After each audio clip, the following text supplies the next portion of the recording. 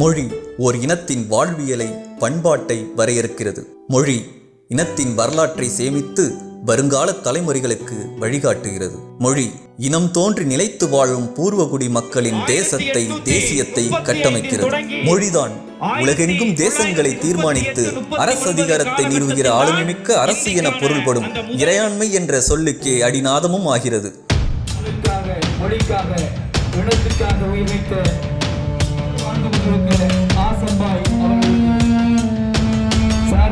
ஒரு பூர்வகுடி தேசிய இனத்திற்கு அவ்வினத்தின் தாய்மொழியில் அல்லாது இன்னொரு மொழியில்தான் அலுவல், ஆட்சி, கல்வி, தொடர்பு எல்லாம் இருக்க வேண்டும் என கட்டாயப்படுத்துவது என்பது அந்த இனத்தை அடிமைப்படுத்துவது என்றே ஆகும்.